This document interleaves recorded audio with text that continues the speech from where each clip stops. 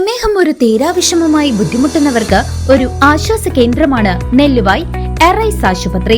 പ്രമേഹ ചികിത്സയിലും പ്രമേഹം മൂലമുള്ള കാൽപാദങ്ങളിലെ മുറിവ് ചികിത്സിക്കുന്നതിലും തന്റെ വൈദഗ്ധ്യം തെളിയിച്ച ഡോക്ടർ പ്രേംലാൽ ഇപ്പോൾ നെല്ലുവായ് എറൈസ് ഹോസ്പിറ്റലിൽ തിങ്കൾ മുതൽ ശനി വരെ രോഗികളെ പരിശോധിക്കുന്നു.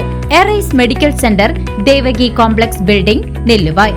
ഫോൺ 8589939330 8589939335.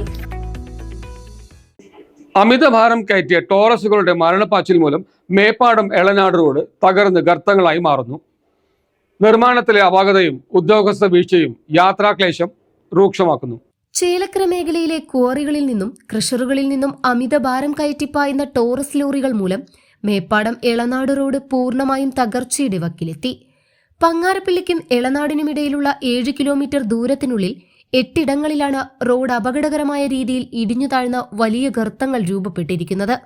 BM and BC നിലവാരത്തിൽ നിർമ്മിച്ച റോഡാണെങ്കിലും നിർമ്മാണത്തിലെ അപാകതകളും ടോറസുകളുടെ മരണപ്പാച്ചിലും കാരണം റോഡ് പലയിടങ്ങളിലും വിണ്ടുകീറി നിലംപൊത്തിയ അവസ്ഥയിലാണ്.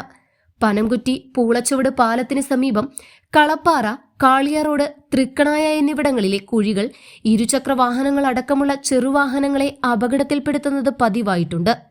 ചേലക്കര ഭാഗത്തു നിന്ന് ലോഡുമായി പോകുന്നതിനാൽ റോഡിന്റെ ഇടതുവശമാണ് കൂടുതൽ തകർന്നിട്ടുള്ളത്. വൻതോതിൽ പണം ചിലവഴിച്ച് നിർമ്മാണം നടക്കുമ്പോൾ മാനദണ്ഡങ്ങൾ പാലിക്കുന്നുണ്ടെന്ന് ഉറപ്പുവരുത്തുന്നതിൽ ഉദ്യോഗസ്ഥർ വരുത്തിയ വീഴ്ചയും രാഷ്ട്രീയക്കാരുടെ ഒത്താശയും റോഡിന്റെ ഈ ദുരവസ്ഥയ്ക്ക് കാരണമായതായി നാട്ടുകാർ ആരോപിക്കുന്നു.